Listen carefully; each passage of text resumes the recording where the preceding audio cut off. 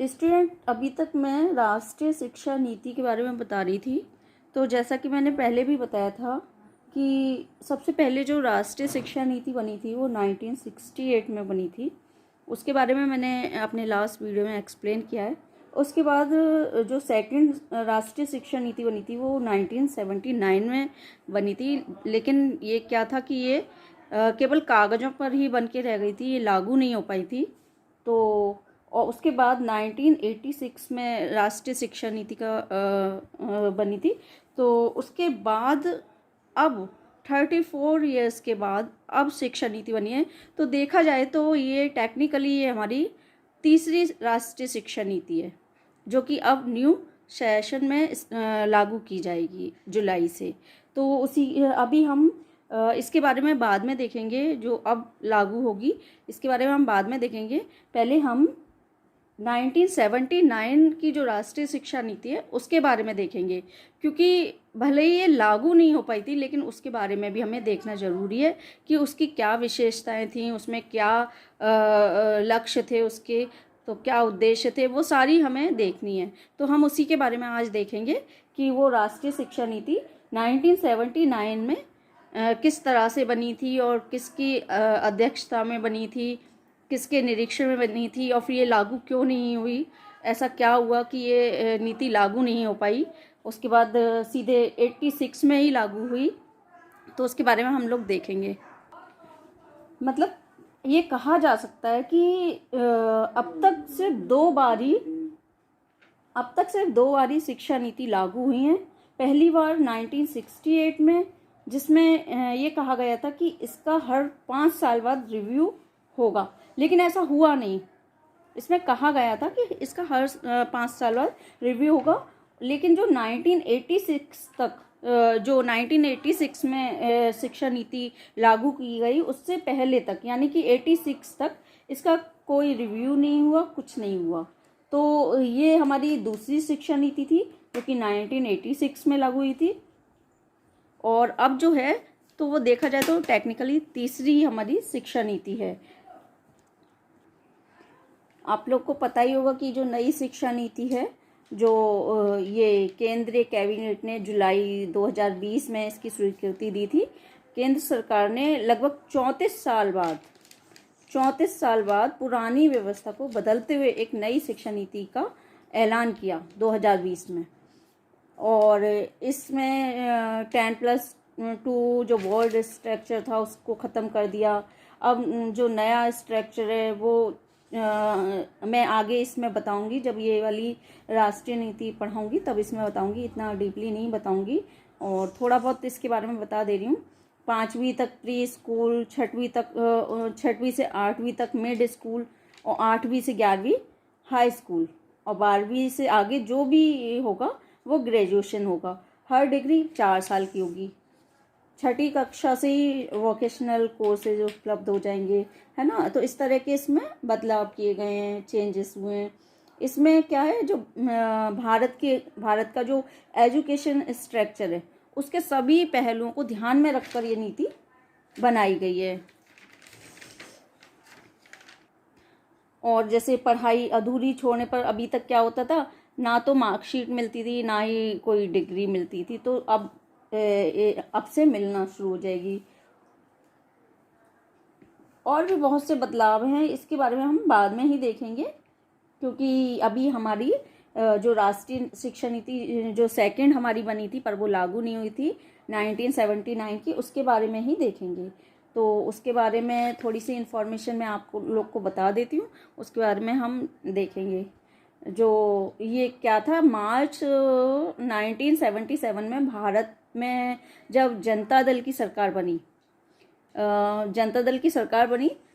तब तत्कालीन सरकार ने 1979 में राष्ट्रीय शिक्षा नीति का प्रारूप तैयार किया और उसे संसद में प्रस्तुत किया कि लेकिन ये क्या था कि ये शिक्षा नीति केवल कागज़ों पर ही रही, जैसा कि मैं पहले बता चुकी हूँ। क्यों रही? क्योंकि 1980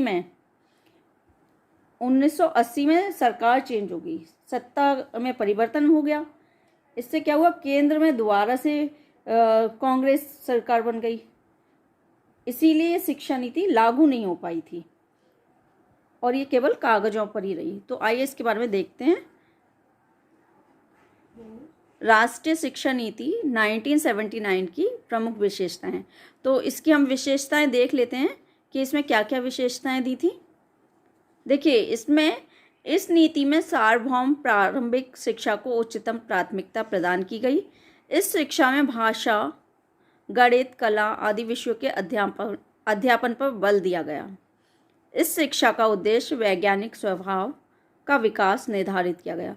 जो ये नीति थी, इसमें क्या था कि सार्वभौम शिक्षा, प्रारंभिक शिक्षा पर बल दिया गया था, प्राथमिकता दी गई थी, और जो शिक्षा में भाषा, गणित, कला आदि विषयों के अध्ययन पर भी बल दिया गया था। चलिए आगे देखते हैं। सार्वभौम प्रारंभिक शिक्षा के विकास के लिए कॉमन स्कूल पद्धति की स्थापना पर बल दिया गया। कॉमन स्कूल पद्धति की मुख्य विशेषता पड़ोसी विद्यालय योजना है। इस योजना में पड़ोस के समस्त बच्चों को नामांकित करने की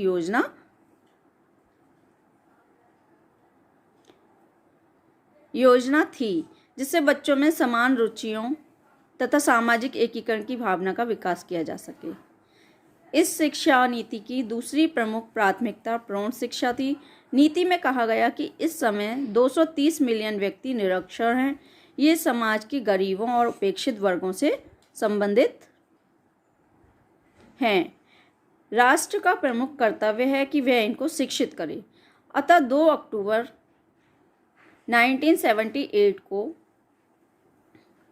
राष्ट्रीय प्रौढ़ शिक्षा कार्यक्रम औपचारिक रूप में शुरू किया गया। देखिए, जो इस शिक्षा नीति का मुख्य उद्देश्य था कि कोई भी अनपढ़ ना रहे, सब पढ़े लिखे रहें, सबको साक्षर, सबको मतलब शिक्षा प्राप्त होनी चाहिए। ठीक है, याद रखिएगा, ये वाली नीति लागू नहीं हो पाई थी, लेकिन मैं इसलिए पढ़ा रही हूँ क्योंकि आपको सबके बारे में पता होना चाहिए। ये हमारी सेकंड नीति थी, राष्ट्रीय शिक्षा नीति, लेकिन ये लागू नहीं हो पाई थी, केवल ये पेपरों पे थी। ठीक है, चलिए आगे देखते हैं। इसका उद्देश्य 79 से 1983-84 तक की अवधि में 15 से 35 आयु वर्ग के 10 करोड़ असाक्षर व्यक्तियों को प्रौढ़ शिक्षा की सुविधाएं प्रदान करना निर्धारित किया गया। यह कार्यक्रम बुनियादी साक्षरता की सुविधाएं देने के साथ साथ कार्यात्मक कुशलता बढ़ाने का लक्ष्य लेकर भी शुरू किया गया। तो ये इसकी विशेषताएं हैं, आप लोग ध्यान से देखिएगा क्योंकि इससे रिलेटेड क्वेश्चन जरूर आते हैं। इस नीति में प्रौढ़ शिक्षा को पुनः संशोधित न्यूनतम आवश्यकता कार्यक्रम का एक अभिन्न अंग माना गया, जिसमें निम्नलिखित पर बल दिया गया। देखिए, अब जो भी एग्ज़ाम होंगे उनमें ये जो नीति है, राष्ट्रीय शिक्षा नीति, उसके बारे में ज़रूर क्वेश्चन आएंगे, क्योंकि अब ये नई शिक्षा नीति आई है, तो इसीलिए जो करंट के वो होते हैं क्वेश्चन, वो आ जाते हैं, नॉलेज। ठीक है, प्रौढ़ शिक्षा को गरीबों तक पहुंचाना, इस कार्यक्रम को विकासात्मक विभागों से संबंधित करना, इसके क्षेत्रीय नियोजन को एकीकृत करना, इस कार्यक्रम को ग्रामीण क्षेत्रों में चलाना क्योंकि इन क्षेत्रों में असाक्षरों की संख्या अधिक थी। इस कार्यक्रम को सतत शिक्षा से जोड़ना, सतत जानते ही होंगे सब लोग, निरंतर जो चलती रहती है। इस शिक्षा नीति की तीसरी प्राथमिकता माध्यमिक शिक्षा थी। इस शिक्षा को स्वयं में पूर्ण बनाने पर बल दिया गया, जिससे बालक इसको प्राप्त करके अपने जीवन में प्रवेश कर सके। माध्यमिक शिक्षा को कम शास्त्रीय बनाने पर बल दिया गया। इसमें विभिन्नीकृत पाठ्यक्रमों को महत्वपूर्ण स्थान दिया गया। माध्यमिक शिक्षा को 2 धाराओं, सामान्य तथा व्यावसायिक, में बांटा गया। माध्यमिक शिक्षा के विकास एवं विस्तार में समुदाय के सहयोग पर बल दिया गया। देखिए, इसमें समझाने लायक कुछ नहीं है, पॉइंट हैं और आप लोग को समझ आ रहे होंगे, नहीं आए तो पूछ सकते हैं आप लोग। आगे है, और जो नई शिक्षा नीति है उसके बारे में मैं डिटेल से बता दूंगी, क्योंकि उसमें समझाने लायक बहुत कुछ है, लेकिन इसमें ऐसा कुछ है नहीं। चलिए देखते हैं। शिक्षा नीति में उच्च शिक्षा की भूमिका को स्वीकार किया गया, परंतु इस स्तर पर प्रवेश को सीमित करने पर बल दिया गया।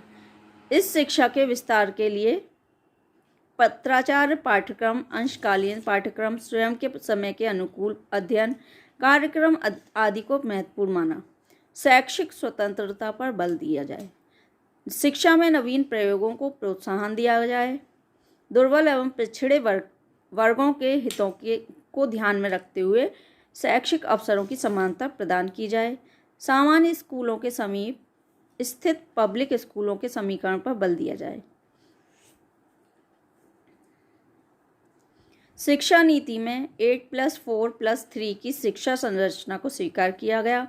इसमें 8 वर्ष की प्रारंभिक शिक्षा, 4 वर्षीय माध्यमिक शिक्षा तथा 3 वर्षीय उच्च शिक्षा को स्थान दिया गया। इसमें कहा गया कि यदि विद्यालय चाहे तो वे 2 वर्ष का पास कोर्स तथा 3 वर्ष का ऑनर्स कोर्स रख सकती है। सामाजिक आर्थिक विकास को ध्यान में रखते हुए तकनीकी शिक्षा को सभी स्तरों पर संगठित किया जाए। प्रत्येक स्तर की तकनीकी शिक्षा के कोर्सों का पुनर्गठन ग्रामीण क्षेत्रों की आवश्यकताओं को ध्यान में रखकर किया जाना चाहिए। सभी राज्यों में कृषि शिक्षा की सुविधाओं के विस्तार के लिए कदम उठाए जाएं। प्रत्येक कृषि विश्वविद्यालय में प्रमुखता अनुसंधान कार्य पर बल दिया जाए। यह अनुसंधान क्षेत्र की भूमि, जलवायु आदि के अनुकूल होना चाहिए, जिससे उस राज्य की आवश्यकताओं की पूर्ति की जा सके। कृषि विश्वविद्यालय ग्रामीण क्षेत्र के लोगों को प्रशिक्षण करने के लिए कृषि विज्ञान केंद्र स्थापित करें। सांस्कृतिक कार्यक्रम की एक रचनात्मक योजना का विकास करना, जिससे संस्कृति को सभी स्तरों पर शिक्षा का अभिन्न अंग बनाया जा सके। शारीरिक शिक्षा को शिक्षा का एक अभिन्न अंग बनाया जाए। शिक्षा के सभी स्तरों पर प्राथमिक शिक्षा को छोड़कर क्षेत्रीय भाषा शिक्षा का माध्यम होनी चाहिए। त्रिभाषा सूत्र को माध्यमिक स्तर पर लागू किया जाए। सार्वजनिक परीक्षा को वस्तुपरक तथा विश्वसनीय बनाया जाए। रटंत विद्या को निरुत्साहित किया जाए। अब कुछ लोगों को तो रट के ही याद होता है, उन्हें बेचारों की कोई गलती नहीं है, वो उनकी समझ में नहीं आता तो उन्हें बार बार रटाया ही जाता है, लेकिन ये होना नहीं चाहिए। समझ के याद करेंगे बच्चे तो अच्छी तरह याद कर लेंगे, लेकिन बच्चों की समझ नहीं आता है, क्या किया जाए। चलिए आगे देखते हैं। प्रारंभिक, माध्यमिक तथा विश्वविद्यालय स्तर प्रथम डिग्री के अंत पर सार्वजनिक परीक्षा की व्यवस्था होनी चाहिए। आंतरिक मूल्यांकन पद्धति को लागू किया जाए, साथ ही क्रेडिट प्रणाली को लागू किया जाए। क्षेत्रीय असंतुलनों को दूर करने के लिए कारगर कदम उठाए जाएं। लड़कियों, अनुसूचित जातियों, अनुसूचित जनजातियों, पिछड़े वर्गों, मलिन बस्तियों के बच्चों आदि की शिक्षा के लिए विशेष प्रयास किए जाएं, जिससे शैक्षिक समानता प्राप्त करने में सहायता मिल सके। शिक्षक शिक्षा के पाठ्यक्रमों का पुनर्गठन किया जाए, जिससे इस शिक्षा को वर्तमान परिस्थितियों के अनुकूल बनाया जा सके। सेवाकालीन प्रशिक्षण के लिए कारगर कदम उठाए जाएं। अल्पसंख्यकों की शिक्षा के लिए उपयुक्त व्यवस्था की जाए। इन समुदायों को अपने विद्यालय खोलने की सुविधाएं प्रदान की जाएं। भारत सरकार प्रत्येक 5 वर्ष बाद इस नीति की समीक्षा करेगी और अनुभवों के आधार पर उसमें संशोधन करेगी। तो ये थी हमारी राष्ट्रीय शिक्षा नीति 79, जो कि लागू नहीं हुई थी, केवल पेपरों पे थी। मैं बार बार कह रही हूँ, आप लोग ध्यान रखिएगा, कंफ्यूज हो जाते कुछ बच्चे। क्या होता है कि मैंने जिस तरह से बताया है कि ये 4 नीतियाँ आई थी, 4 नीतियाँ बनाई गई थी। पहली नीति राष्ट्रीय शिक्षा नीति 1968, और सेकंड वाली राष्ट्रीय शिक्षा नीति 1979, थर्ड है राष्ट्रीय शिक्षा नीति 1986 और ये अब जो नई है राष्ट्रीय शिक्षा नीति 2022। तो क्या होता है कि बच्चे कंफ्यूज हो जाते हैं कि चार नीति थी, लेकिन ये ध्यान नहीं रख पाते कि एक नीति लागू ही नहीं हुई थी, केवल बना के छोड़ दी गई थी, केवल पेपरों पे बनी थी, वो लागू नहीं हुई थी। तो देखा जाए तो अब वैसे तो चार बनी हैं लेकिन चार लागू नहीं हुई, इसीलिए हमारी 3 नीतियां लागू हुई हैं, जो कि एक अभी हुई है तो वो जुलाई से न्यू सेशन से स्टार्ट होगी, लागू की जाएगी। तो याद रखिएगा ये चीज़, बच्चे बहुत कंफ्यूज हो जाते हैं इसमें कि सेकंड, कभी कभी क्वेश्चन आ जाता है कि सेकंड नीति कौन सी थी, तो सेकंड में इसका नाम लिख देते हैं। अब वो क्वेश्चन किस तरह से दिया हुआ है वो हमें देखना पड़ेगा कि लागू हुई पूछ रहे हैं, तो लागू हुई तो 86 वाली है, और अगर बनी और ये ऑप्शन आता है तो हम 79 पे क्लिक करेंगे या फिर 79 पे राइट करेंगे। ये ध्यान रखिएगा आप लोग, बार बार मैं कह रही हूँ। फिर बच्चे कंफ्यूज हो जाते, फिर कहते हैं कि मैम ने तो ये बताया था, पर ऐसा नहीं है। मैं जिस तरह से बता रही हूँ उसे आप लोग ध्यान रखिएगा कि जो लागू हुई है वो 1986 में सेकंड लागू हुई है, और जो बनी है तो 1979 में बनी है, लेकिन वो लागू नहीं हुई है।